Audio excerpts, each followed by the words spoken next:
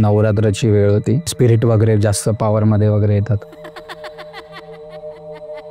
तेव्हाच त्याची mummy perfume वगैरे मारलेला सोन्याचं वगैरे वस्तू आपल्या घातलेल्या. तर कुठच्या तरी वॉशरूमकडनं ती पास झाली आणि त्याच्यानंतर ती घरी आली ना, तर खूप विचित्र वागायला लागली.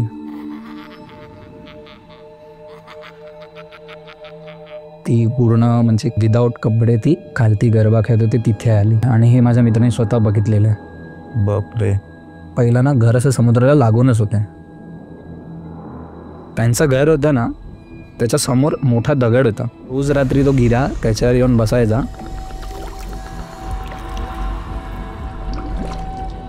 आणि यांच्या घरावरती दगड मारत बसायचा की मला आग दे, आग, विडी पेटवायला आग दे. नेहमी रोज रात्री येऊन त्रास द्यायचा, रोज रात्री. जसाच तो येऊन बसला ना गिरा, तर हा बोलला की मी तुझा सर्वनाश करणार, करून तुझी वाट लावणार. त्याच्यानंतर त्यांचा पूर्ण वंशजच एक एक करून ऑफ होत गेला, कोण राहिलंच नाही. बापरे. या कथा मनोरंजनासाठी आहे. काही लोकांचे अनुभव व काही पूर्णपणे काल्पनिक असू शकतात, त्यामुळे कृपया ना मनोरंजन म्हणून घ्या. या कथा आपल्या संस्कृतीचा एक भाग आहे, अगदी लहानपणी आजी आजोबांनी सांगितलेल्या गुड गोष्टींसारख्या. आमचा हेतू कोणत्याही प्रकारच्या अंधश्रद्धा किंवा भीती निर्माण करणे नाही. हॅलो हॅलो हॅलो मंडळी, माझं नाव रिकी आणि आजचा जो एपिसोड आहे तो पण प्रियश बरोबर केलाय. प्रियशनी बऱ्याच इंटरेस्टिंग गोष्टी सांगितल्यात जे त्याच्या स्वतः बरोबर घडल्यात. त्यांनी एक नवरात्रीची ही गोष्ट सांगितली आणि खूप धमाल आहे, खूप खतरनाक आणि खूप भयानक गोष्टी या एपिसोडमध्ये आहेत. तुम्हाला नक्की आवडेल. आणि दुसरा म्हणजे मंडळी, खूप दिवसांपासून एक प्रश्न सतत येतोय की खेळ सावळ्यांचा शो नंबर 2 तू कधी युट्यूबवर टाकणार आहेस. मला हे म्हणायचं आहे मंडळी की युट्यूबवर तो कदाचित नाही येणार किंवा खूप लेट येणार आहे, कारण जो आपला शो आहे ना तो एक लाईव्ह एक्सपिरियन्स करण्याचा शो आहे. जे तुम्ही लाईव्ह येतात, तिकडे भूतांच्या गप्पा चालतात, तिकडे मागून आवाज असतात, हे असतं आणि एक नंबर मजा येते. जिथे मी आणि आपले गेस्ट गोष्ट सांगतातच, पण त्याच्यासोबत ऑडियन्स पण, तुम्ही पण तुमच्या गोष्टी सांगता. त्यामध्ये एक हॉरर नाटक असतो, एक स्टँडअप कॉमेडी असते, एक हॉरर पॅनल असतो आणि एक छान क्राऊड वर्क असतो. तर एक मस्त असं गेट टुगेदर, एक भारी एक अशी कॉन्सेप्ट आहे जी लाईव्ह एक्सपिरियन्स केली तरच मजा आहे. आणि जसं तुम्ही पहिल्या आणि दुसऱ्या शोला भरभरून प्रेम दिलं, त्यामुळेच आपला थर्ड शो ही येतोय. 11 ऑक्टोबरला असणार आहे हा शो. प्रभादेवीला असणार आहे रवींद्र नाट्य मंदिर मिनी थिएटर. शनिवारी संध्याकाळी 8 ते 10 या टायमाला असणार आहे. तर मस्त या वीकेंड तुमचा बेस्ट करा. आणि तुम्ही तिकीट बुक कसे करायला माहिती आहे का तुम्हाला? तर हा जो नंबर तुम्हाला खाली दिसतोय त्यावर व्हॉट्सअप करा आणि आता तुमचे तिकीट्स बुक करा. तुम्ही डिस्क्रिप्शनमध्येही जाऊ शकता, त्यात एक लिंक असेल, त्या लिंकवर क्लिक करा. व्हॉट्सअपवर पटकन तुमचे तिकीट्स बुक करा, कारण खूप लिमिटेड सीट्स आहेत, त्यामुळे अजिबात चान्स गमवू नका. डिस्क्रिप्शन मधल्या लिंकवर क्लिक करा आणि आता तुमचे तिकीट्स बुक करा. आणि हा, तुम्हालाही मी नाराज नाही करणार, कारण ह्या पॉडकास्टच्या शेवटला दुसऱ्या शोची एक झलक टाकली आहे, तुम्हाला नक्की आवडेल. तो पूर्ण एक स्टोरी आहे. तर शेवटपर्यंत एपिसोड बघा आणि चॅनलला सबस्क्राईब, लाईक असे आता करून टाका, ठीक आहे? हॅलो हॅलो हॅलो नमस्कार मंडळी, कसे आहात तुम्ही? स्वागत आहे तुमचं बंकसच्या परत एकदा एका नवीन एपिसोडमध्ये. आणि आज आपल्यावर प्रियश आहे. भाई, कसा आहेस तू? बस मजेच. तू लोकांना तुझ्याबद्दल इंट्रोडक्शन कसं करून देशील? नक्की. माझं नाव प्रियश मामणकर. म्हणजे माझा जन्म वगैरे सगळं मुंबईतच झालेला आहे. लहानपणीपासून क्रिकेटची आवड आहे, तर प्रोफेशनल क्रिकेट खेळतोच. आणि क्रिकेट थ्रूच जॉब पण लागला. तर मंडे टू फ्रायडे जॉब असतो, सॅटर्डे संडे प्रॅक्टिस आणि असेच रब्बा टेनिसच्या टुर्नामेंट असतात त्या सगळ्या. मस्तच भाई. मला सगळ्यात आधी तू इकडे लिहिले की मलाडच्या बिल्डिंगमध्ये काहीतरी तुमच्यावर घडलेलं. त्याच्या मित्राच्या मम्मीबद्दल. नवरात्राची वेळ होती आणि आपण असं पण बोलतो ना, नवरात्रीमध्ये म्हणजे स्पिरिट वगैरे जास्त पॉवरमध्ये वगैरे येतात. तर तेव्हाच वाटतं त्याची मम्मी पूर्ण सजून वगैरे रेडी होऊन चाललेली, परफ्यूम वगैरे मारलेला सोन्याचं वगैरे वस्तू आपल्या घातलेल्या आणि गजरा वगैरे केसात मारलेला आणि चाललेली. रात्रीची वेळ होती. तर कुठच्या तरी वॉशरूमकडनं ती पास झाली आणि त्याच्यानंतर ती घरी आली ना, तर खूप विचित्र वागायला लागली, खूप विचित्र. टाळ्या वगैरे वाजवायला लागली, काय करायला लागली. तर त्यांना आधी असंच वाटलं की नॉर्मल काहीतरी असेल, त्रास वगैरे असेल. एक दिवस नवरात्रीमध्येच ती पूर्ण म्हणजे विदाऊट कपडे ती खालती गरबा खेळत होती, तिथे आली. म्हणजे या लोकांना कळायला मार्गच नाही. आणि हे माझ्या मित्राने स्वतः बघितलेलं आहे, असं नाही की त्यांनी पण स्टोरी ऐकलेली आहे. तर कळायला मार्गच नाही की काय आहे नक्की वगैरे. भरपूर म्हणजे त्यांनी डॉक्टर वगैरेला दाखवलं, सगळं केलं, तरीसुद्धा काय कळेना. नंतर त्यांनी कुठच्या तरी गुरूंना आणलं, पंडितनं. तेव्हा त्यांनी सांगितलं की किन्नरची आत्मा आहे आणि ती बोलत होती की मी हिला घेऊन जाणार. मग नंतर भरपूर वेळ वाटतं ते सगळं चालू होतं आणि म्हणजे भरपूर त्यांना त्रास झाला, पण शेवटी नंतर वाटतं त्या नीट झाल्या. त्याला पण त्यांना भरपूर वेळ गेला त्या सगळ्या गोष्टीला. म्हणून बोलतात ना रात्रीचं, माझी मम्मी मला स्वतः ओरडते की रात्रीचं जाताना परफ्यूम मारू नको, कारण की बोलतात सेंट वगैरेला ते अट्रॅक्ट होतं करून. बापरे. एक तुझं पण सांगत होतास की हो, म्हणजे ही साधारणतः 2002ची गोष्ट आहे. तेव्हा माझा जन्म नव्हता झालेला, म्हणजे जूनमध्ये जन्म झाला आणि फेबमध्ये मम्मी पप्पांनी घर घेतलं. आणि माझी बहीण होती, ती माझ्यापेक्षा 1.5 वर्षांनी मोठी आहे. तर जसंच त्यांनी घर घेतलं ना, तर मोठं घर टॉप फ्लोअरला घेतलं, 6th फ्लोअरला, आणि कमीत कमी 3-4 विंग होत्या तिथे. तर सी विंगला टॉप फ्लोअरचं घर होतं. आणि तिथे कसं होतं माहिती, म्हणजे खूप मोठं होतं, म्हणजे ऑलमोस्ट मला वाटतं 650 स्क्वेअर फीटच्या आसपास होतं. तर किचन होतं, तर किचनला एक अशी विंडो होती, तर ग्रिल नव्हती, स्लायडिंग होती. तर जेव्हा पण मम्मी अशी बघायची ना, तर मम्मीचं असं मन करायचं की इथून मी उडी मारते, असं नेहमीच करायचं. आणि असंच ती एकदा खालती बघत होती, पप्पा माझे क्रिकेट खेळत होते, रात्रीचीच गोष्ट 1-1.5 वाजताच्या दरम्यान सगळे खेळत होते आपल्या नॉर्मल बॉक्स क्रिकेट जसे खेळतात तसे सगळे. तर तिला ते लोक खेळतात, त्याच्या मागेच एक बाई दिसत होती पांढरी साडीवाली, आणि म्हणजे तिला बघूनच खूप भीती वाटली. त्याच्यानंतर परत तेव्हा कसा पप्पांचा बिझनेस होता, सोफा वगैरे आणि ते चेअर्स असतात ना ऑफिसच्या बनवायचं त्या. तर एकदा घरी कोण नव्हतं, तर पप्पांचा वर्कर घरी आलेला, तर तो दुपारचं काम करत होता. तो अक्षरशः चप्पल घेऊन पळत सुटला. म्हणजे त्याला असं जाणवलं की कोणतरी फिरतंय त्याच्या आजूबाजूला. आणि सेम गोष्ट पप्पांबरोबर पण झाली, म्हणजे दुपारचे ते एकदा एकटे झोपलेले, सेम त्यांना असं जाणवतं की कोणतरी आजूबाजूला फिरतंय, ते पण तसेच पळत सुटले. परत मम्मी एकदा काहीतरी बनवत होती, तर तिने असंच आपलं मला वाटतं लोणच्याचं तेल वगैरे काहीतरी गरम करायला ठेवलेलं, तर ती जस्ट बाहेर आली. लोणच्याचं तेल म्हणजे कसा भपकारासारखा झाला तो, हां, म्हणजे अशी आग सारखी लागते ना ऑलमोस्ट असं, तसं ते झालं. त्याच्यानंतर जन्म झाला माझा. तर तेव्हा पण मम्मी, दीदी आणि मी, आम्ही तिघंच मोस्टली घरी असायचो. तर तेव्हा एकदाची गोष्ट आहे, माझी मावशीची मुलगी, मोठी बहीण आमची कझिन, ती आलेली घरी. तर तेव्हा मी लहान होतो, 6-1 महिन्याचा वगैरे काहीतरी असेल. तर माझी मम्मीच माझा गळा दाबत होती, म्हणजे मी तिच्या मांडीवरती होतो आणि ती माझा गळा दाबत होती. आणि बहीण पण लहान, ती रडत बसलेली. आणि माझी मोठी बहीण पण तेव्हा तर 5वी-6वीत वगैरे असेल, तर ती पण रडते, ती मम्मीला हलवते, मारते, अक्षरशः कानाखाली मारत होती, तरी मम्मीला शुद्धच नाही. मग शेवटी तिने असं हलवतो ना आपण, तसं हलवलं, तेव्हा जाऊन मम्मीला शुद्ध आली. तोपर्यंत तिला कळतच नव्हतं की ती काय करते. ते झालं. त्याच्यानंतर माझी मोठी बहीण, तसं मी सांगितलं, लहानच होती, ती तेव्हा 2-1 वर्षाची होती. तर समोरचा एक मुलगा होता, तो मोठा होता. तर तो असंच मम्मीला बोलला की मी खेळून आणतो हिला, आणि मम्मी बोलली की जा, कारण की तो नेहमी घेऊन जायचा खेळायला वगैरे. आणि तेव्हा मी लहान होतो, तर मम्मी मला बघत होती. तर घेऊन गेला तो. थोड्या वेळाने पप्पा आले.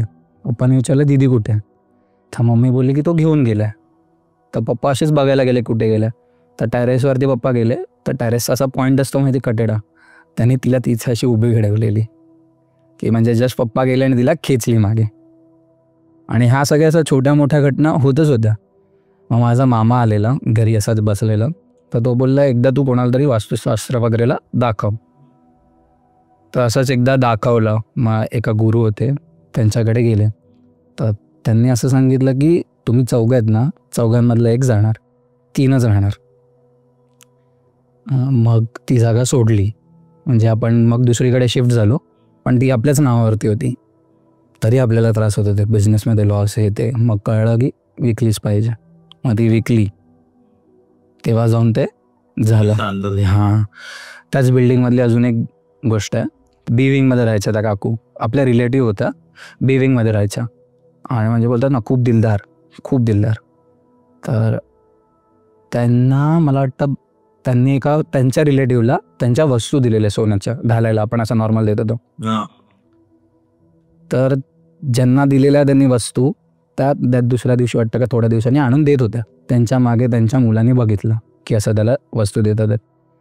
तर काय त्याच्या मनात आलं, तो आला त्यांच्या मागे मागे की त्याच्या आईने कोणाला वस्तू दिल्या, आणि आलं आणि केलं.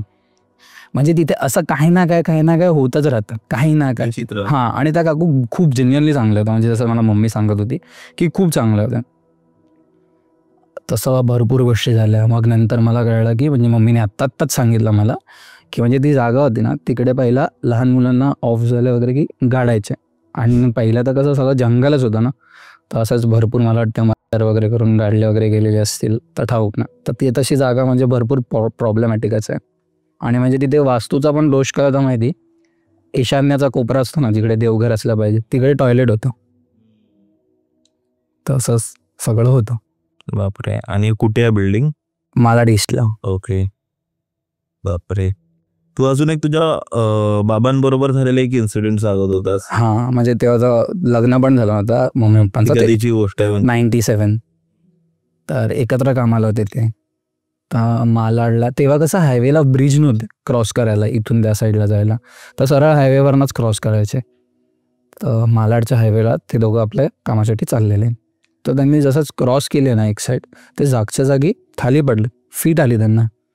हां, आणि मम्मी पण घाबरली. आणि कोण तेव्हा म्हणजे अक्षरशः ते तडपडत होते फीट येऊन. आणि तेव्हा कसं कोण मदत पण नव्हतं करत. थोड्या टायमानंतर एक माणूस आला आणि रिक्षा वगैरे थांबवली. जवळच्याच एका प्रायव्हेट हॉस्पिटलमध्ये त्यांना घेऊन गेले. 3 दिवस ते घुमत होते, काहीच कळायला मार्ग नाही की काय होतं वगैरे. जेव्हा मम्मी एक आपल्या स्वामींच्या मठात जाऊन बसली, तेव्हा जाऊन त्यांना शुद्ध आली. आणि नंतर पण वर्षभर ते घराच्या बाहेर नव्हते जात, काय नाही, खूप घाबरून राहत होते. म्हणजे त्यांना खूप भीती वाटत होती. नंतर त्यांना थोडासा मायग्रेन वगैरेचा पण त्रास सुरू झाला त्या गोष्टीमुळे. नंतर ते हळूहळू बाहेर जायला लागले. त्यांना एक असंच त्यांचा मित्र भेटला, शाळेतला मित्र, आणि ते गप्पा मारतात त्याच्याबरोबर अर्धा पाऊण तास मस्त. आणि नंतर ते पुढे गेले. त्यांचा दुसरा मित्र थोड्या दिवसांनी का त्यांच्यानंतर भेटला. तर त्यांनी सांगितलं, अरे हा असा भेटलेला मला. आणि तर तो बोलला, तुला कुठून भेटला? तो बोलला, इथे ते भेटला, एवढ्या वेळा मी गप्पा मारल्या. तर त्यांच्या त्या दुसऱ्या मित्रांनी सांगितलं, त्याला जाऊन 6 महिने झालेले. आणि असे इन्सिडेंट्स त्यांच्याबरोबर 2दा-3दा झाले. आणि हे थांबतच नव्हतं. परत मग त्यांना मम्मी स्वामींच्या मठात नेऊन बसवलं, तेव्हा जाऊन हे सगळं थांबलं, शांत झालं. हां, म्हणजे त्यांना नंतर असं कोण व्यक्ती तरी नाही दिसलं. त्यांच्यावर का होत होतं? कधी तुम्ही जे ओलांडा वगैरे काढतात बोलतात माहिती, लोक नारळ वगैरे नेऊन असं टाकतात वगैरे, किंवा आपण पण नॉर्मली कशी नजर वगैरे एखाद्या वस्तूची काढून नेऊन ठेवतो, तर आपण कसं एखाद्या कचऱ्याच्या डब्यात किंवा कुठेतरी असं दुसरीकडे टाकतो. तर जसं तसं ज्यांची त्यांची इच्छा त्यांनी रस्त्यावरती टाकलं, हायवेवरती, किंवा बहुतेक वेळा हायवेवरती पण खालती असं 4 रस्ता वगैरे असतो ना, हे बहुतेक मी स्वतः बघितलं आहे. म्हणजे आम्ही असेच खेळून येत होतो, तर 4 रस्त्यावर एवढे लोक नारळ वगैरे फोडतात. आता ते त्यांना काय माहिती काय मिळतं त्यांनी, किंवा काय त्याच्या मागे सायन्स आहे त्याच्यामुळे. आणि माझ्या पप्पांची पण तेव्हा आता आजोबांनी ज्या नजर काढून कुठेतरी नेऊन टाकलेलं, 2 मिनिटामध्ये त्याला सगळे लाल मुंग्याने घेरलं. बापरे. अजून पण त्यांना म्हणजे बोलतात स्लीप पॅरालाइज होतं ना, तर आपण कसं दचकून उठतो ना, ते दचकून नाही उठत, ते असे ओरडतात की आवाज काढतात असं. सॉरी मंडळी, तुम्हाला मध्येच डिस्टर्ब करते, पण माझ्या एक प्रश्नाचं उत्तर द्या. तुम्ही तुमचं बोरिंग जॉब करून कंटाळला आहात का?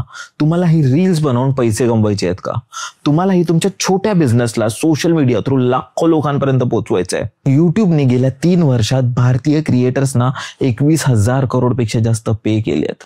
लोक त्यांच्या छोट्या बिझनेसचे रील्स बनवून लाखो लोकांपर्यंत पोहोचतायत आणि कस्टमर्स घेत आहेत. आणि आय नो हे सगळं तुलाही करायचंय, पण माहिती नाही कसं. मित्रा, खरं बोलू तर तुला एका मंत्राची गरज आहे, आणि त्यासाठीच आपण घेऊन आलोय आपला कोर्स कॉन्टेंट मंत्र, जिथे मी माझ्या 8 वर्षाच्या एक्सपिरियन्सनी story telling, algorithm, editing, chat GPT हे सगळं कसं वापरून आपलं कॉन्टेंट आणि आपलं बिझनेस मोठं करू शकतो आणि आपणही लाखोमध्ये पैसे कमवू शकतो हे सांगितलंय. एकदम सोप्या भाषेत, आपल्या भाषेत आणि आपल्या बजेटमध्ये हा कोर्स आहे.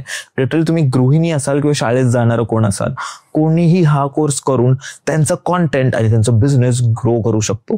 तर आता आपल्या वेबसाईटवर जा, भंकस लर्न वर, आणि आता कोर्स परचेस करा. लिंक डिस्क्रिप्शन मध्ये असेल.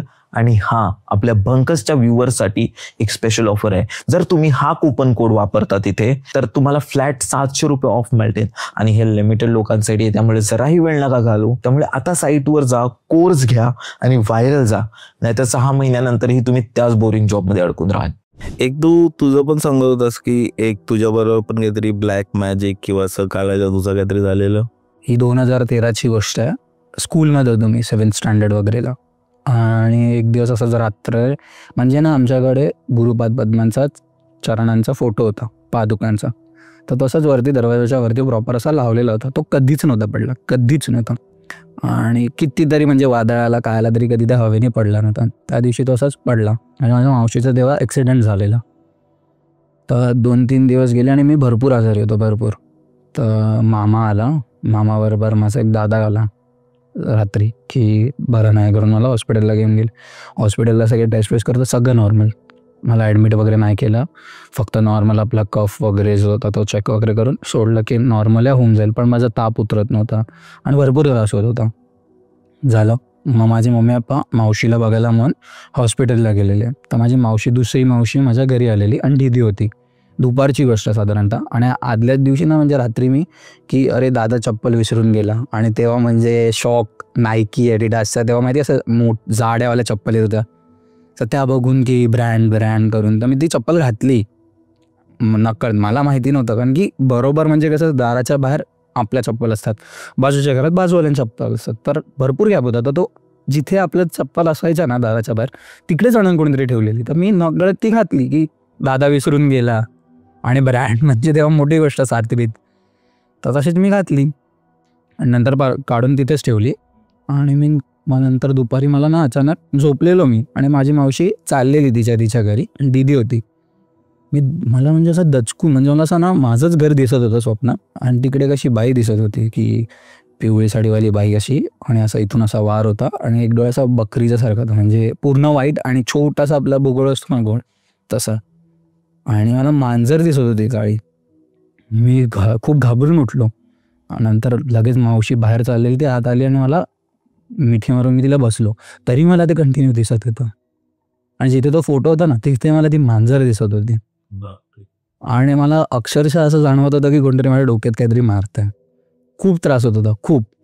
मग नंतर तरी माझी दीदी पण मला वाटतं 8th स्टँडर्डमध्येच होती.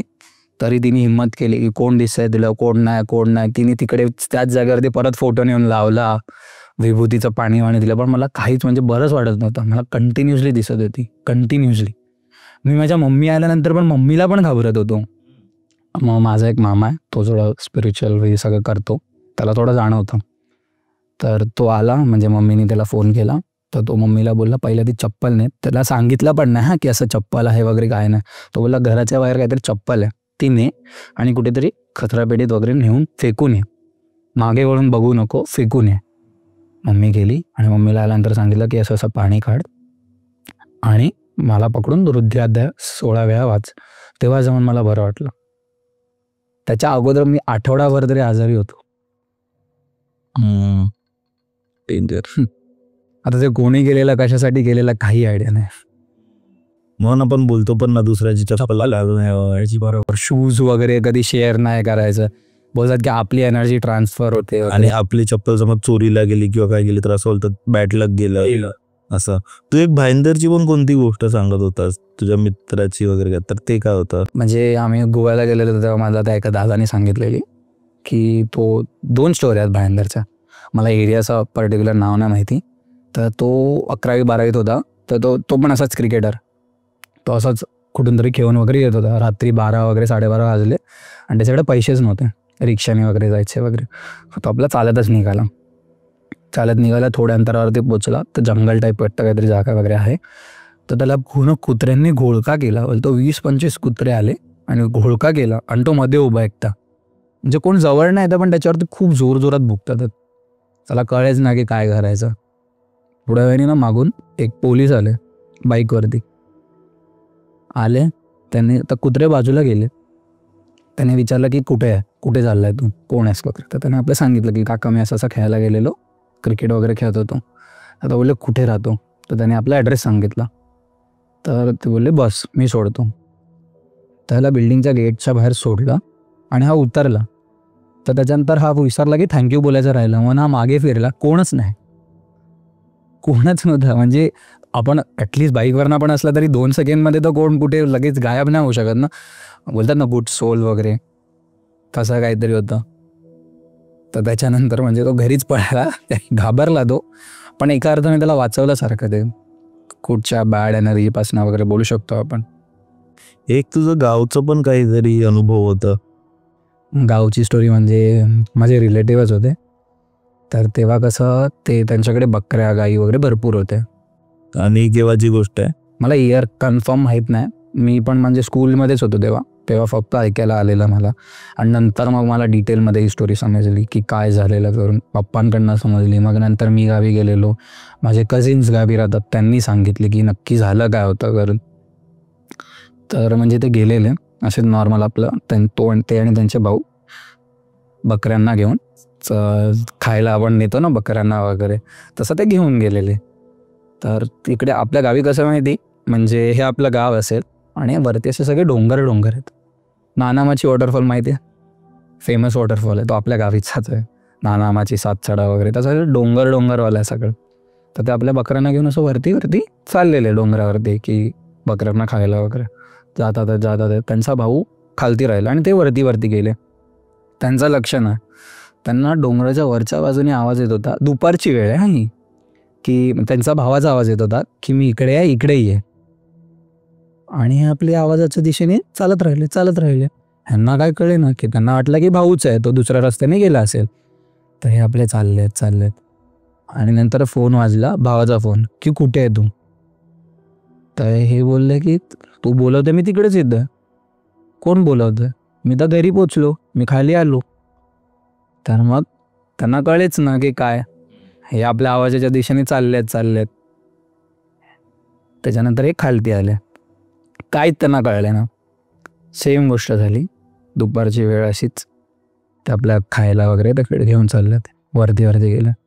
त्यांना मागून कोणीतरी पकडलं आणि सोडेच ना, जसं मान धरतात ना आपल्या हाताने नॉर्मल, आणि कोणच नाही तिथे.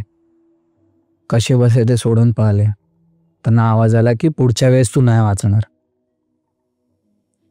आणि ते भरपूर घाबरलेले, म्हणजे ते कुठे जात नव्हते, काही नव्हते वगैरे. आदल्या दिवशी रात्री, म्हणजे नेक्स्ट डेच्या आधी त्यांचा रात्री ना त्यांना असं बोलत होते की ते पत्र्यावरती तो आला, तो मला घेऊन जाणार. आणि कोणाला कळायला मार्गच नाही की काय बडबड करतात वगैरे. म्हणजे ऑल ऑफ अ सडन कोण असं बडबड करेल ना, तर कोणाला कळायच नाही. आणि ते बोलतात पत्र्यावरती त्यांना आवाज येतोय की तो नाचतोय वगैरे असं तसं. आणि दुसऱ्याच दिवशी आपल्या मुंबईचेच काही जण गेलेले, म्हणजे एकाने त्यांच्या मित्रांना नेलेलं गाव दाखवायला वगैरे. तर पाण्याची तेव्हा लेवल कमी होती नदीमध्ये, एवढी जास्त नव्हती. तर ते पोहत होते. आणि हे ना लहानपणीपासून गावी राहिलेले, तर स्विमिंगमध्ये मास्टर. म्हणजे गावीची मुलं तू बघशील ना, तर डाईव्ह मारायला पण घाबरत नाहीत, आणि किती पण पाणी असलं तरी ते सहज पोहतात. म्हणजे पाण्याचा वेग जरी जास्त असला तरी ते सहज पोहतात, सवय असते. बरोबर. तर ते आपले नॉर्मल गेले आणि एक जण बुडत होता, तर ते वाचवण्यासाठी त्यांनी उडी मारली पाण्यात, आणि त्याने त्याला वाचवलं. आणि कमरे एवढं पाणी, त्याच्यात त्यांचा जीव गेला, कमरे एवढ्या पाण्यामध्ये. म्हणजे कोण विचार नाही करू शकत की कमरे एवढ्या पाण्यामध्ये आणि स्विमिंग ज्याला येते तो माणूस कसा बुडेल. म्हणजे शक्यच नाही आहे ना ती गोष्ट. तो वाहून गेला त्याच्यात, जिथे वाहून गेले त्याच्याच मागोमाग अजून 2 जणांचा जीव गेला. म्हणजे एकाचा तर आपला हवेचा भवंडार असतो ना, त्याच्यामध्ये जीव गेला. आता ते नक्की काय आहे, कशाचं आहे ते आपल्याला ठाऊक नाही. गावचीच 2 जण, लागोपाठ 3 जणांचा तेव्हा मृत्यू झाला, लागोपाठ लाईनीत. म्हणजे ते तसं बोलतात ना की कधीतरी ज्या दिवशी ऑफ होतो त्या दिवशी ते काहीतरी करतात की नाही तर 3 भावल्या देतात, नाही तर लागपाठ त्या रिलेटिव्ह लोकांचं. म्हणजे असं माझे आजोबा बघायचे पंचांगमध्ये ती तिथी वगैरे असते की त्याच्यात लिहिलेलं असतं की तेव्हा जर समज काय असेल तर 3 भावल्या तरी द्याव्या लागतात, जेव्हा आपण कार्य करतो ना तेव्हा. तर त्याच्यामुळे होतं का तेव्हा होतं माहीत नाही. पण म्हणजे आता जसं मी तुला सांगितलं ना वॉटरफॉल, तर गावची लोक सांगतात ना, जेव्हा आता टुरिस्ट भरपूर जायला लागले, चांगली गोष्ट आहे की त्यांना एवढा सुंदर वॉटरफॉल वगैरे बघायला मिळतो. पण जेव्हा गावची लोक सांगतात की नाच्या वॉटरफॉलवरती तुम्ही असं काय करू नका, म्हणजे दारू वगैरे घेऊन जाऊ नका, कारण की आमचा देव आहेत वरती, तर तिथे म्हणून रिक्वेस्ट करतात ते. पण आपण जातो कुठच्या जागेवरती तर आपण विचार करतो अरे गावचेच आहे ते बोलणार, घेऊन जातं. तसं नसतं, काहीतरी त्याच्या मागे रिझन असतं, त्याच्यासाठीच ते सांगतात की दुपारची वेळ काय वगैरे असतं. तसं आहे. अजून गावची माझ्याकडे अजून एक स्टोरी आहे, म्हणजे माझ्या पप्पांच्या आत्याचीच गोष्ट आहे. तर ती नॉर्मल आपल्या ती आणि माझी एक बहीण आहे, त्यांची नात, ते करवंद तोडायला म्हणून दुपारी चाललेले. तर त्यांना ना लाईनीत भरपूर करवंद मिळत होते, भरपूर. आणि आपली भाकरीची टोकली असते ना ते घेऊन गेलेले. तर ते म्हणजे मिळतच चाललेत. तर ते आपले तोडतात. पण आजीला समजलं की हे काहीतरी प्रॉब्लेमॅटिक आहे, एवढं कसं मिळू शकतं. आणि झालं तर ती अर्ध्या रस्त्यानंतर ती बोलली की बस झालं, आपली टोकरी पण भरली आहे, आपण जाऊया. तर माझी म्हणजे ती बहीण आहे, ती बोलली तू अरे मिळतात आहेत ना, अजून घेऊया आपण. ते चालले आहेत आपले घेत. तरी आजीने बोलले की नाही बस झालं, आणि डोक्यावरती टोकरी घेऊन आपले येत होते. तर अर्धी टोकरी असेल किंवा भरली टोकरी असेल तर वेट समजतं ना आपल्याला.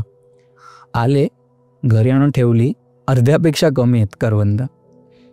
अख्खी टोकरी भरलेली, अर्ध्यापेक्षा कमी. कोणी खाल्ले गायब कसे? खाल्लं असतं तरी कळलं असतं ना, आपण डोक्यावरती पण घेऊन चाललं, पण 2 जण आहेत तर दिसेल तरी ना, दिसलं पण नाही काय. मे बी त्याची तो भासच असेल की त्यांना दिसतायत आणि ते भरतायत. असं खेकड्यांबद्दल पण होतं माहिती, की खेकडे मिळत चाललेत तर लोक पुढे चालले. चकवा असतो का काय असतं ते आपल्याला माहित नाही. अट्रॅक्ट करत. खेचच असते ती एनर्जी आपल्याकडे. पण आता ती आजी गावीच राहिलेली आहे, म्हणून त्या लोकांनी टायमावर तिकडून निघाले असतील. नंतर काय झालं असतं आपल्याला काय माहिती. बरोबर. म्हणजे ते बोलतात ना, लालच देत चालले, तसं आपलं कसं त्याच्या मागे मागे मागे मागे आपण जात जातो. बरोबर. तू एका तुझ्या नातेवाईकांची पण काहीतरी गोष्ट सांगत होतास ना? हो. तर ते ना म्हणजे माझ्या मम्मीचे काका लागतात, बेसिकली काका पण नाही, आजोबा लागतात, पण ते माझ्या आजोबांच्याच एजचे होते. म्हणजे ते आपले असतात ना क्लोज रिलेटिव्ह, त्यांची गोष्ट आहे ही. बोईसरची गोष्ट आहे. तर तेव्हा ना मला आता इयर नाही माहिती, म्हणजे तेव्हा वाटतं म्हणजे लास्ट ट्रेनने ते तिकडे बोईसरला पोचलेले. तर तेव्हा आता कसे फ्रिक्वेंटली रिक्षाज किंवा ते टमटम डमडम वगैरे असते, तेव्हा नसायच्या. तर ते चालत येत होते. आमच्या गाव थोडंसं आतमध्ये, म्हणजे मम्मीचं जे गाव आहे थोडंसं आतमध्ये, नाही बोललं तरी पण 15-20 किलोमीटरच्या आसपास असेल. तर ते चालत येत होते. तर तेव्हा ना गावच्या बोईसरला म्हणजे गावी माहिती होतं की अशा अशा बाई असं ब्लॅक मॅजिक प्रॅक्टिस करतात. कोण बाई? म्हणजे नॉर्मल असं गावात राहणाऱ्या बाई असतात. हा माहिती, ही बाई काहीतरी करते. हा, लोकांना माहिती असतं की ही बाई काहीतरी करते करून. तर त्यांना 3 बायका कुत्र्यावर बसून निवस्त्र, एकही कपडा नाही अंगावरती, समोर आल्या. त्या बायकांना त्या म्हणजे ते ओळखत होते की हा काहीतरी करतात करून, आणि अशा समोर आल्या. तर एखादा माणूस काय घाबरून जाईल ना, की काय करायचं आता, मी काय करू वगैरे. आणि आता ते जर ब्लॅक मॅजिक प्रॅक्टिस करतात तर ऑफकोर्स त्यांना थोडाफार तरी पॉवर असणार किंवा काहीतरी, ते काही करू शकतात. ह्यांनी त्यांना शिव्या घालायला सुरू केलं की मी ओळखतो तुम्हाला, तुम्ही कोण आहेत, तुम्ही काय करू नाही शकत माझा, हे ते भरपूर उलटं सुलटं जे तोंडाला येईल ते बोलत सुटले. आणि नंतर ते तिथून त्यांना क्रॉस करून निघाले. घरी आले घामाघूम, कळशीवर त्यांनी पाणी पिलं. म्हणजे घाबरलेले, पण ते त्यांनी दाखवून नाही दिलं.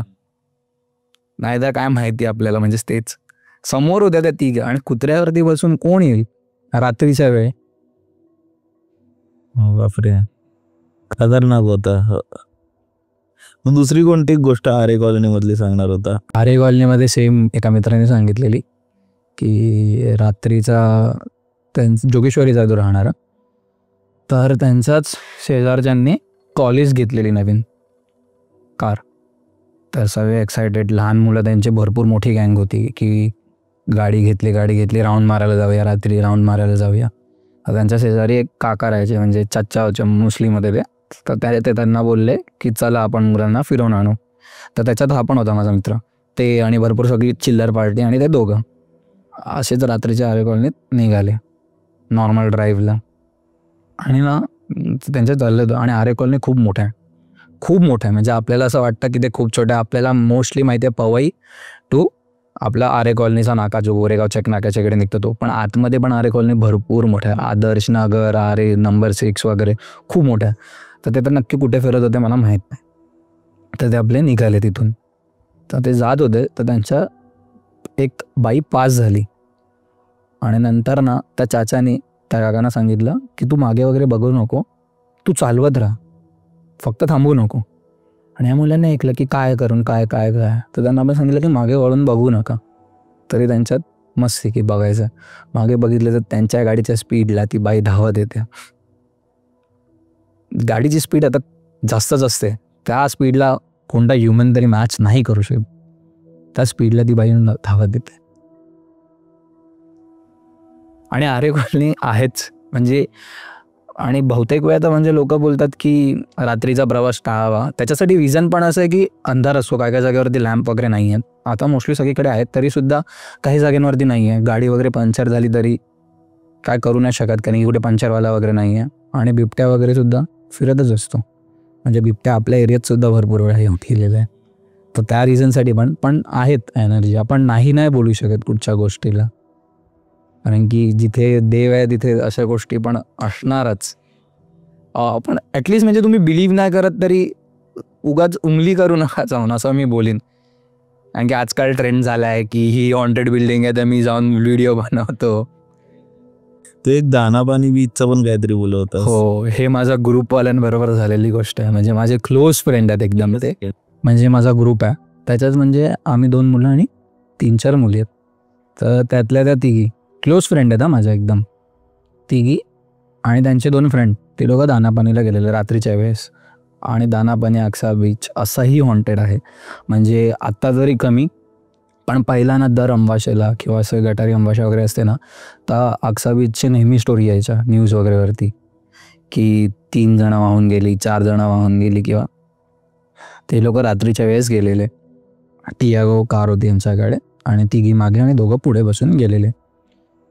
तर ते बीचवरती गेले ना, तर माझी एक मैत्रीण आहे पौर्णिमा करून, तर तिने रेकीचा अभ्यास केला आहे. म्हणजे एनर्जी ट्रान्सफर करू शकतात किंवा मग त्यांना असे गुड स्पिरिट बॅड स्पिरिट लगेच कनेक्ट होतात जवळ असेल तर. तर ती जेव्हा तिथे पण होती ना, तेव्हाच तिने त्या लोकांना सांगितलेलं की इथून 2 झाडं सोडून एक झाड आहे, त्या झाडावरती लोकांनी भावल्या लावलेल्या आहेत. आणि तिकडे ना आपल्याला एक बाई आणि एक लहान मुलगी बघत होती आणि आपल्याला बघून हसत होती करून. तिने सांगितलेलं असं या लोकांना.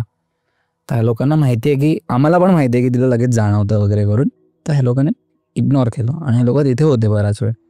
नंतर निघाले ना, तर ह्यांना समजत होतं की त्यांचा एक टायरमध्ये हवा कमी आहे, मागच्या टायरमध्ये हवा कमी आहे. गाडी चालवताना आपल्याला नॉर्मल समजतं की गाडी थोडीशी पाठी गेली असं करून. तर तरी पण हे लोक बोलले जाऊया, पुढे जाऊया. नंतर ना हे लोक एका पेट्रोल पंपवर थांबले. त्याच्या अगोदर पेट्रोल पंपवर थांबले, तो उतरले. तर टायरवरती स्क्रॅच दिसत होता.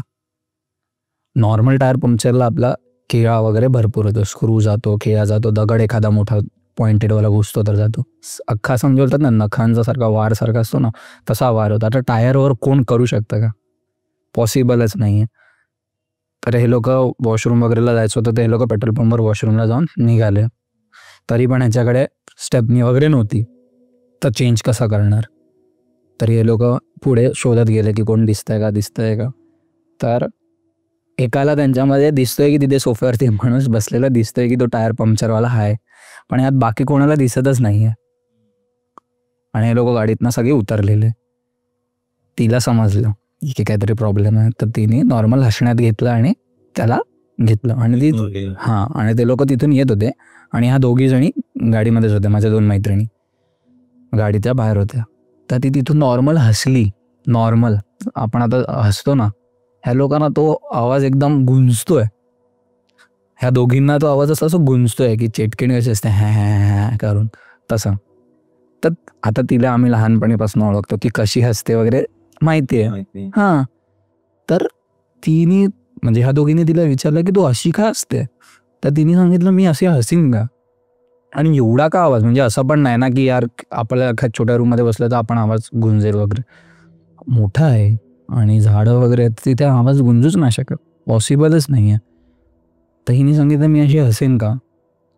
तर लोक नाही जाऊ दे. आणि मग ह्या लोकांनी टायर चेंज नाही केला, बोलला चल ह्याच्यामध्ये होईल, आपण अशीच नेऊया. हे लोक आले, हिने सगळ्यांना सांगितलं. म्हणजे आम्ही लोक असे तर रात्री टाइमपास वगैरे करत खालती थांबतो. सगळ्यांनी सांगितलं घरी जायचं, कोणी थांबायचं नाही. मी सगळ्यांना सांगितलं की घरी जायचं. आणि म्हणजे माझी मैत्रिणी पौर्णिमा तिने प्रिया मयुरीला सांगितलं तुम्ही आधी घरी निघा, थांबायचं नाही खालती कोणी, घरी निघा. आणि नंतर तिने त्या लोकांना सांगितलं की तिला आवाज आला की तू होतीस म्हणून सोडते. बापरे. आणि नंतर सांगितल्यानंतर या लोकांची फाटली. आता जर तेव्हाच तिने सांगितलं असतं हे लोक घाबरले असते. तेव्हा तिने काहीच नाही सांगितलं. आणि तिला ना असं लगेच जाणवतं. एक दिवस असाच मी गावावरनं येत होतो, प्रचंड पाऊस होता, प्रचंड आउट ऑफ नोवेअर. तिला माहिती पण नव्हतं की मी येतो आहे. तिने मला फोन केला आणि सांगितलं सावकाश आहे, जिथून पण आहे ना तू गाडी चालवतोयस ना सावकाश आहे, घाई करू नको. आणि प्रचंड पाऊस होता, म्हणजे मला अक्षरशः पुढे काय आहे ते दिसत नव्हतं. मी हजार्ड लाईट चालवून आपली हळूहळू हळूहळू चालवली.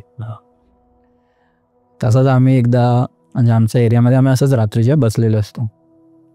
तर आमच्या इकडे ना एक रस्ता आहे, म्हणजे जे लोक असतील ना यशोधन स्कूलकडे जायला एक रस्ता आहे आमच्या एरियातून यशोधन स्कूलकडे जायला. तर तो रस्ता कसा असा म्हणजे असा वाईट आहे, पण मोस्टली तिथे अंधार असतो. तर आम्ही लोक कधीच जात नाही रात्रीचे तिकडे आणि असे पण अवॉइड करतो तिथून यायला वगैरे. पण असंच रात्री आणि कधी नाही जात, तर आम्ही बोललो नाही आज तिकडच्या वाला मेडिकलमध्ये जाऊया, कारण की मेडिकल 24 hours चालू असतं. तर कोल्ड्रिंक वगैरे घ्यायला तिकडच्या इकडे जाऊया. आणि मोस्टली आम्ही बाईक वगैरेने जातो, तर आम्ही बोललो ना चालत जाऊ. आणि आम्ही तिघंच होतो तेव्हा, पौर्णिमा, मी आणि माझी एक मैत्रीण आहे मयुरी, आम्ही तिघंच होतो. आणि आम्ही जस्ट तिथून जात होतो, तर असं कसं माहिती आहे, असा रस्ता आहे आणि छोटासा टर्न आहे.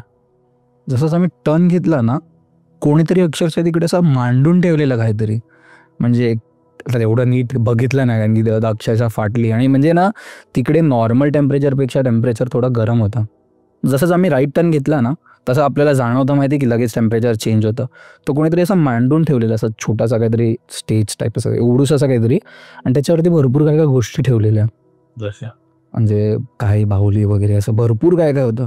तेव्हा बघितलं नाही आणि तिने मला सांगितलं की लगेच हा रस्ता क्रॉस करा आणि राईट घ्या, म्हणजे हा जो वे आहे ना तो तोडा, सरळ सरळ नका चालत राहू, बघू नका मागे वगैरे वळून आणि तोडा. आणि जसंच आम्ही म्हणजे राईट घेतला ना लगेच टेम्परेचर वगैरे नॉर्मल झाला लगेच. मग येताना आम्ही फिरून आलो, पण म्हणजे एवढं प्रॉपर कोणीतरी करून ठेवलेलं ना, काळात कुंकू आणि असं छोटासा असं स्टेजसारखा, म्हणजे असं पाठसारखं असं काहीतरी ठेवलेलं. आणि त्याच्यावर भरपूर गोष्टी ठेवलेल्या भरपूर, आणि म्हणजे ती वाईबच समजत होती केवढी भयंकर आहे, खूप भयंकर होती.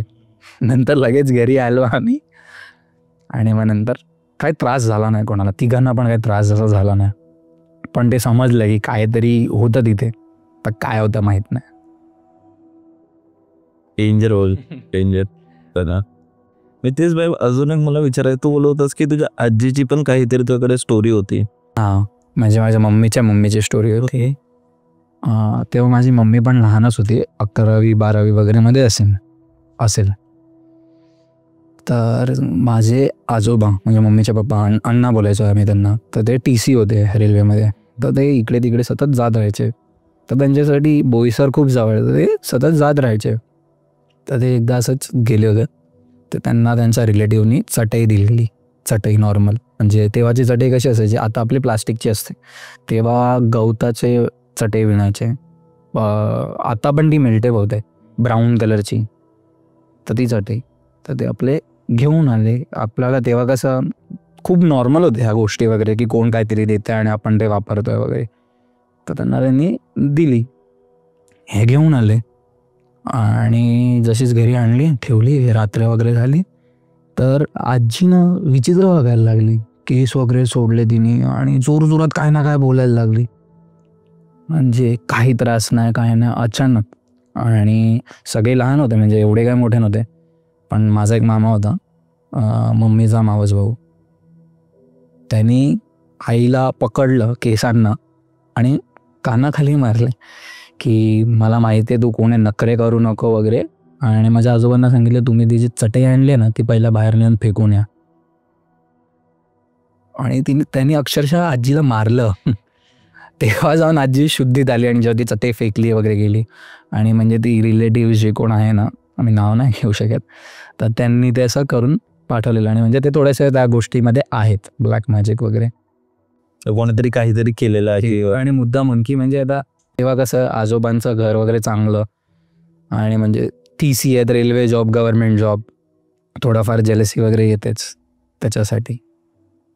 तर ते भयंकर होता. म्हणजे जसं मम्मीने सांगितलं की तेव्हा असं विचित्र वागत होते आई की कधीच नाही वागली तसं. आणि तू अजूनही कोणती तरी गोष्ट सांगणार होतास, ती कोणती होती? गिरा बेसिकली हा समुद्रातला म्हणजे भूत असू शकतो, म्हणजे ज्यांचा जीव समुद्रात जातो वगैरे त्यांची आत्मा मग तो गिरा बनते. गिरा बेसिकली तुम्हाला अट्रॅक्ट करतो कधीतरी म्हणजे समुद्रात वगैरे पण जातात, तर ती एखादी जागा आपल्याला बोलतात ना खिचून घेते वगैरे तसं. तर म्हणजे तेच जुनं गाव होतं माझ्या मम्मीचंच. तर तिथे कसं होतं की समुद्राला लागूनच होतं ते गाव. ते गाव आता म्हणजे BRCने ते टेक ओव्हर केलं. ते तिकडे आता बाबा ऑटोमेडिकल रिसर्च सेंटर आहे. तर तिथे कसं होतं, पहिलं ना घर असं समुद्राला लागूनच होतं. तर म्हणजे त्यांचं घर होतं ना, त्याच्यासमोर मोठा दगड होता. तर रोज रात्री तो गिरा त्याच्यावर येऊन बसायचा आणि यांच्या घरावरती दगड मारत बसायचा की मला आग दे, आग, विडी पेटवायला आग दे. नेहमी रोज रात्री येऊन त्रास द्यायचा, रोज रात्री. शेवटी म्हणजे ते जेवण होते ते वैतागले की हा रोज येतो, रात्री त्रास देतो मला. आणि त्यांना माहिती होतं की तो म्हणजे गिरा आहे वगैरे करू की रोज त्रास देतो ह्याला. तर त्यांनी काय केलं, ज्या दगडावरती येऊन तो बसायचा ना, तर दगडाला त्यांनी गरम करून ठेवलं. म्हणजे खालती पेटवून अक्षरशः तापवून ठेवलं की आग मागतो ना की तुला आग देतो मी करून. तर त्यांनी पेटवून ठेवला तो. तर सेम रात्री आला आणि जसाच तो येऊन बसला ना गिरा, त्याला भाजलं. तर तो जोरात ओरडला आणि ह्याला आवाज आला जोरात ओरडायचा. तर हा बोलला की मी तुझा सर्वनाश करणार करून, मी तुझी वाट लावणार. त्याच्यानंतर त्यांचा पूर्ण वंशजच एक एक करून ऑफ होत गेला. एवढं म्हणजे त्यांनी काही श्रापच दिला त्यांना आणि ते कंटिन्यू होत राहिलं. म्हणजे त्यांचा पुढे काहीच नाही झालं ना, कोण राहिलंच नाही. गौतमला विचारायचे, भाई कसा आहेस? तोडफोड भाई, तुझे रील सारखाच तू पण एकदम तोडफोड आहे. मी बघितलं तुझ्या रील्सवर बरेच सेलिब्रिटीज कमेंट करतात. मी बघितलं विकी कौशलनी तुझ्या रीलवर कमेंट केलेली, बरेच लोक कमेंट करत असतात. पण तुझ्याकडे बऱ्याच हॉरर स्टोरीज आहेत. तर तुला कोणती गोष्ट शेअर करावीशी वाटते? की आमचं पवई लेक माहिती असणार सगळ्यांना. तलाव आहे मोठा, जिकडे गणपती पण डुबतात, मोठा आहे. ठीक आहे, हायवेच्या बाजूलाच आहे. सो तिकडे ना एक शाळा होती आणि त्या शाळेमध्ये आकाश नावाचा एक मुलगा आणि रुची नावाची एक मुलगी होती. ठीक आहे, शिकायचे ते लोक आणि ते होते 10वी मध्ये. ठीक आहे, 10वी मध्ये होते आणि मुलगी राहायची PG मध्ये आणि मुलगा ट्रॅव्हल करायचा गोरेगावपासून ते पवईपर्यंत. बट गोरेगावपासून पवईपर्यंत आरेपोलीने मारलं तर खूप जवळ आहे. आपण हायवे टू हायवे ना, तो खूप लांब आहे. काय काहींचं आकाशला ती आवडते रुची आणि रोज तिला बघायचा, छेडायचा. तर त्याचे मित्र बोलतात की रुचीला ना तू पवई लेकवर बोलव आणि जे पण प्रपोज असतात तुझं मनामध्ये काय ते सगळं तिला सांग. तर त्याला आणतात पवई लेकवर रुचीला. गँग असते, आकाश पण असतो आणि आकाश तिच्या समोर असतो. आकाश सगळे तिला गोष्टी सांगतो, मला तू खूप आवडते, मी तुझी खूप केअर करतो, मला तू सोबत पाहिजे, पुढचं आयुष्य सब करतो रे, वचन देतो. रुची जोरात असते ती, काय हा तू कोण, मी कोण, मी फर्स्ट बेंचर, तू बॅक बेंचर, तू मस्ती करतो, तू लाईफमध्ये सिरियस नाहीत का, आणि माझे गोल्स वेगळे, तुझे गोल्स वेगळे. आणि ते बोलून ती जाते. तर तिला रिअलाइज होते की मी जास्त बोलले, थोडं कम बोलायला पाहिजे होतं थोडं. मग ती बोलते की मी त्याला भेटते आणि नॉर्मली काय जे पण आहे तो सॉर्ट करते. ठीक आहे, तर नेक्स्ट डे ती जाते शाळेमध्ये. तिला तो दिसत नाही, जाते बघते नाही, लोकांना विचारते कुठे काय. असे 4-5 दिवस जातात. ठीक आहे, मग 5व्या दिवशी ती अशी बघते पाठी, जिकडे आकाश बसायचा ना तिकडे कोणी नसतं बसायचं. पण ती जेव्हा बघणार ना तर तिला आकाश दिसायचा जो पाण्यामध्ये भिजलेला आहे आणि लाईक त्याचं फेस पूर्ण येलो झालाय आणि तिच्याकडे बघतोय. असे 2-3 दिवस ती रोज बघायची, तो दिसतोय, तो रोज बघायची, तू दिसतोय. आणि त्याचे साई चेंज व्हायचा, लाईक थोडासा जाळा होत जायचा तो. मग एक दिवस झालं, 6वा-7वा दिवस ती आणि रुची PG मध्ये राहायची. शाळेच्या बाजूला PG होतं, तिकडे ती राहायची मैत्रिणी वगैरे, गर्ल्स हॉस्टेलमध्ये. सो ती एका दिवशी झोपते बेडवर आणि तिला 2-3 वाजता आवाज येतो की तू जे पण केले ते चुकीचे केले, तुला एवढं नव्हतं करायला पाहिजे. ठीक आहे, ती झोपलेली असते, ती पाठी पलटते, बघते कोणी नाही. तिला परत आवाज येतो, 2-3 वेळा येतो. एकदा ती घाबरून उठते आणि तिला आवाज येतो खाली, बेडच्या खाली. ती बेडच्या खाली बघते तर कोपऱ्यात बसलेला असतो आकाश आणि तो बोलतो तिला की तू जे पण केलं ते चुकीचं केली, असं तुला नव्हतं करायला पाहिजे, तू जास्तच केलं. ठीक आहे, तर ती किंचाळते, मैत्रिणींना बोलवते की आकाश माझ्या रूममध्ये आलाय आणि सगळे मुली जमा होतात. काय झालं सगळे बघतात, हे बघतात. ते नाही, तुझा भास आहे, तो तुझ्या पाठी होता म्हणून तुला ते होतं आणि तुला दिसत नाही, तू त्याला भेटू नाही शकत म्हणून तुला असा भास होतोय. ते पब्लिक बोलतात की तू झोप आरामात रेस्ट कर, काय नाही तू नाही येत. म्हणजे सकाळी उठते बेडवरून आणि ती जशी पाय खालेले होते पूर्ण पाणी भरलेलं असतं ते होतं. ती जाते याच्यामध्ये. मग तिला हे होतं की मला हा ह्याच्यावर का दिसतोय, बेंचवर का दिसतोय, हा मलाच का आवाज देतोय, मलाच का दिसतोय. तर ती अशी थोडी क्युरियस होती. ती सगळ्यांना मग बोलते की आता मला याला खरंच भेटावं लागेल की मला क्लिअर करायची गोष्ट काय. सो ती जाते शाळेमध्ये, त्याच्या मित्रांना विचारते. ते मित्र पण बोलतात की आला नाही, बिमार वाटते, त्याचं काम काहीतरी असेल, रिझन देतात. मग ती वाया थोडा ॲड्रेस काढते घराचा. मग आजोबाला सांगतात की तो इकडनं रूम चेंज केला आहे ना, तो नाही आहे इकडे. ती थकून वगैरे ओवेलिकला जाऊन बसते. तिथे पहिले ते लोक भेटलेले ओवेलिकला बसलेली असते आणि ती बघते की आतमधून एक बोट येते, तलावावर मधून एक बोट येते आणि कबी पण जमा होते, पोलीस लोक आहेत. ती जाते बघते, तिथे एक डेड बॉडी भेटते जी फुल फुगली. आता 7 दिवस त्या पाण्यामध्ये फुल फुगली आहे, तिचा चेहरा पूर्ण ओळखला येत नाही. कपडा काढला, तिने बघितलं तिला नाही ओळखू आला, तिने इग्नोर केला. ही जाते मी घरी. ही घरी गेली आणि नेक्स्ट डे तिचा पेपर पण होता, ठीक आहे. तर ही घरी गेली. नेक्स्ट डे शाळेमध्ये क्लासमध्ये पेपर लिहिते, तेवढं ते टीचर धावत येते. क्लासमध्ये जाऊन बोलते की आकाशचा मृत्यू झाला आहे आणि ती त्याची डेड बॉडी 7 दिवस तलावामध्ये होती. असं झालं. मग तिला कळलं की मला हा पाण्यात का दिसतोय, दरवेळेस पाण्यात का दिसतोय. त्याची रोज साईज का चेंज होते, त्याची रोज वाढता वाढते ना. म्हणजे बेसिकली त्याच्या बॉडीवरती जे अफेक्ट व्हायचं ते तिला नुसार दिसत होतं. तिला हे कळलं. ते रात्री आता अंतिम संस्कार होता ना, तर ते रात्री मुली बसतात आपल्या रूम मध्ये आणि तिला समजवतात की असं काय नाही. ती रडत असते रुची. जर रडते तर मुली तिला एक्सप्लेन करतात की अरे असे काय नाही झालं, तुला दिसत असणार. पण आता त्याची जी शांती भेटते सॉल्व लागते. ते जाते देतात तुला जाळले वगैरे, तू आता जा आणि आराम कर. ती पण बोलती हो मी जाते रूममध्ये, मला स्टडी करायचं. तर ती तसा जाते मुलींकडून तिच्या रूममध्ये. डोअर ओपन करते, असं डोअर ओपन करते, तिला आकाश दिसतो जळताना पूर्ण बॉडीमध्ये. आणि तिला त्याचं उत्तर भेटतं की हा जाणार नाहीये, कळले. तो जळताना पण तिला दिसतोय. तो मुलगा जो पण सिच्युएशनमध्ये असणार ना, त्या सिच्युएशनमध्ये तो तिला दिसतो. आतापर्यंत रुचीचं लग्न नाही झालं, तिचे 3 लग्न तुटलेत. अरे बापरे, 3 लग्न तुटलेत तिचे. आणि ती पवईलिकला येते असते. आणि ही स्टोरी आहे 1980ची. आणि सगळ्यांना आमच्या म्हणजे एरियामध्ये मामा काका ते आहे ना, त्यांना सगळ्यांना माहिती. आरेपासून ते पवईचा पट्टा पूर्ण हॉरर. ही रिअल स्टोरी आहे. इथे कोण रुची नावाची नाही आहे ना.